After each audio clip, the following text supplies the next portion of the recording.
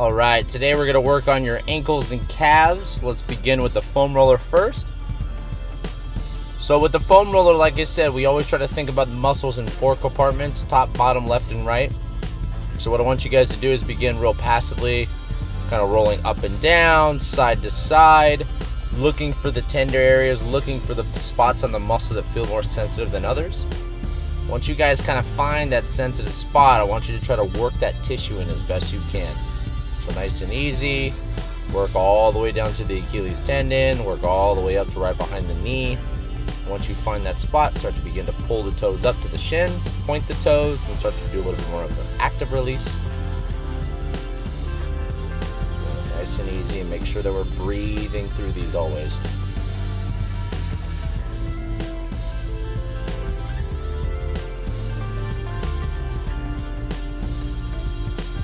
Good. And if this feels too intense for you guys can keep the hips down, right, and kind of oscillate maybe a few inches at a time. If you have the ability to stack the other leg over top, please try to, right? You want to be able to put as much pressure as you can handle without it being painful. You want to think about our foam rolling and our soft tissue work as the same application as stretching, as we're stretching not for pain, but for tightness, right? And when we think about foam rolling, it's the same thing. We want to apply as much pressure to this muscle to help release. All right, we'll do the exact same thing on the opposite leg. Starting really passively, all the way to the back of the knee, all the way down to the bottom of the Achilles, the inside, the outside. Once you find that sticky spot, I want you to try to keep the foam roller put and then start to move the foot around. So pull the toes up, point the toes. And as always, there's no wrong way to do foam rolling, right? We want to go up and down, left to right, and do what you best can.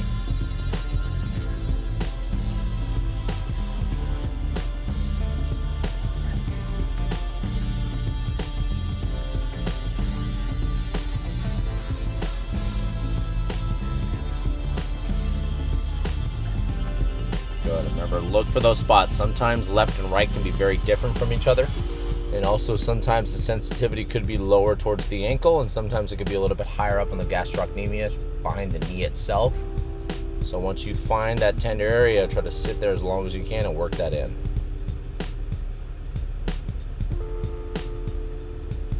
Good. Small circles with those ankles as well. So side to side, a little bit more of a shearing action. So you're going against the grain of the tissue itself. Breathe. Remember, as we're holding our breath, we're telling the nervous system to tighten up. So we want to let the nervous system relax, and that comes from breath. All right, now we're going to kind of flip this over to the opposite side, and this is called the tibialis anterior. So this is kind of the more anterior lateral side of your shin, so that muscle right next to the shin bone. And this one can be pretty sensitive, especially if you're a runner, right? Or especially if you're someone that naturally has very, very tight ankles. So we want to work on this, and you kind of see the position that we're in here is we're on our hands, and we're trying to basically take that back leg, the opposite leg, and put it over the back side of that leg that you're working on. Just try to pin it down. You're trying to put as much pressure, once again, into the foam roller as you can. Find those tender areas. And like I said, this is a really sensitive area for most. That's why we're not going to spend too much time on this. Side to side, just passive as is. Once you find those spots, you're kind of just laying down, and then you're kind of starting to move the foot around. So remember, active release and passive release are very different, right? So I want you guys to switch sides.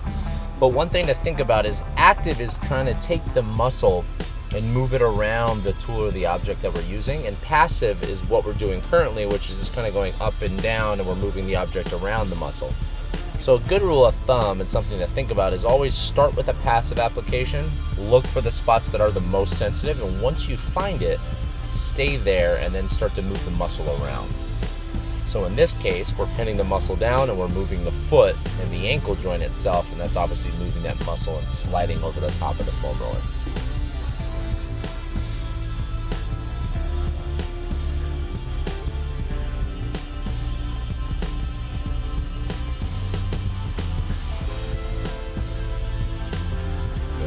There, guys.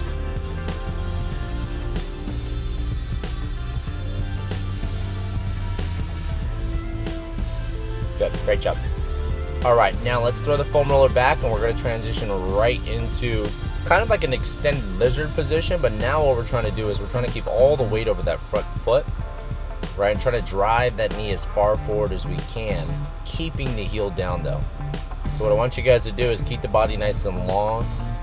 So if you look at this position, kind of the shoulders, hips, and the back knee are almost in a straight line with that front leg, and we're trying to put as much pressure down into that ankle and keeping that foot flat. And as always with these longer static stretches, we're really going to try to focus here on the breath. So we're going to do a deep inhale. Let's do this together. 3 seconds in. 1, 2, 3, and then a 5-second exhale. 1, 2, 3, 4, 5. Good. And remember, these exhales is your body's chance to kind of relax into these positions. So we're trying to keep the breathing through the nose here. With the inhale and the exhale. Good. Let the body know that it's okay. Let the body relax into these positions. With the static holds like this, we're trying to become very passive in these positions. So not active, not forcing it. Just trying to relax, and you're using your breath, you're using your body weight, and you're using the time and the position to help open up this tissue, open up the joint, open up the backside of your calves. Good, great job, guys. Keep the head down, focus on your breath. And remember, as these times, the longer you spend in them, the more sensitive, the more difficult it gets. That's where your breathing becomes more and more important. Pay attention to the breath, pay attention to the position.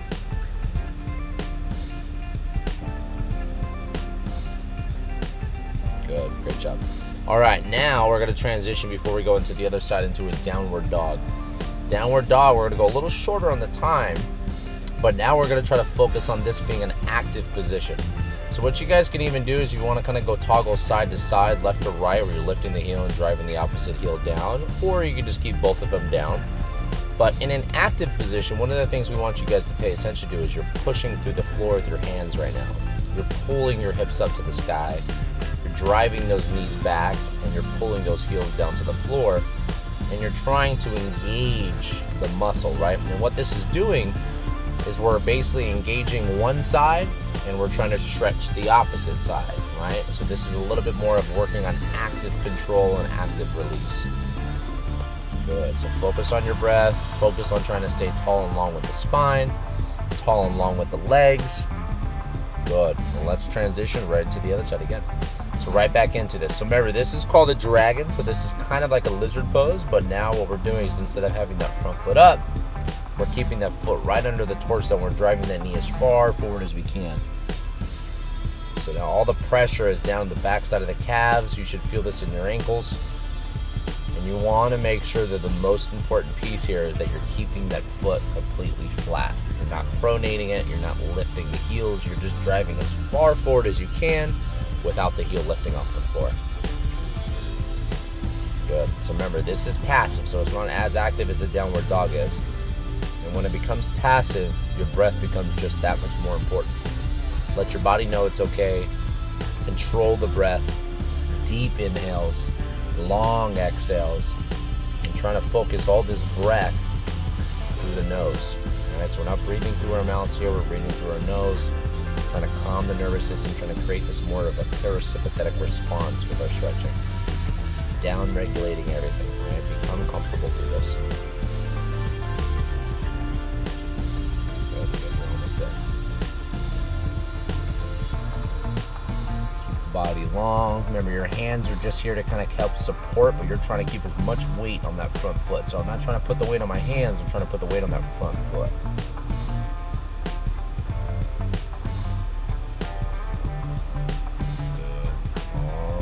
Exhale, so 3 seconds in,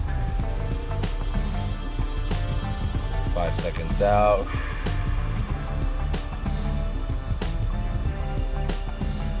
Good. And in between those breaths also, don't be afraid if you guys want to do some holds. Kind of fill up those lungs with as much air as possible. Hold that position. And then after your long exhale, you can practice even a few seconds of holding that. So you're kind of thinking about almost 4 stages to breathing. The inhale, the hold, the exhale, the hold. All right, and we're gonna go back to the downward dog again. So remember, downward dog, difference between what you were just doing on the dragon pose is now we're back to these active positions. So you're pushing through the floor, we're activating the shoulders, we're pulling the hips, we're activating the hip flexors, we're driving the knees backwards by engaging the quads. And we're thinking about trying to pull our toes up to our shins, so we're engaging that tibialis in the front side. And this way we can open up hamstrings, we can open up gastroc and soleus, and ideally, obviously, what we're focusing on today, we can open up those ankles. So keep pushing, try to stay tall in those positions as best you can. Good, remember this is gonna be a little bit shorter. If you're starting to fatigue from your arms, you're almost there. If you need a quick little break, you're more than welcome to.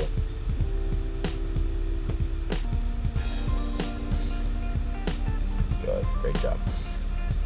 All right, we'll come down from there, and what we're gonna do on this last one is now we're gonna just kind of open up the anterior side of this ankle joint and the tibialis itself, and it's a very straightforward stretch. All we're gonna do is we're gonna sit on our feet. So we're gonna keep the knees close, keep the feet close. You're almost thinking like your big toes are touching each other. Now I'm just gonna sit. I'm gonna try to stay tall with my spine. All I want you guys to do, this is the last stretch of the day, is just gonna kind of focus on your breath in this position. All right, so you guys about have a little over 45 seconds left, almost there. Inhale. Exhale. Good, you guys are doing a great job. Just have about 30 seconds left. So if it's starting to feel uncomfortable, really focus on your breath. If you want to make it even a little bit more intense, you can even lean back and open up those quads a little bit. If not, just stay tall in this position. Keep the feet closed, keep the knees close. About 15 seconds left.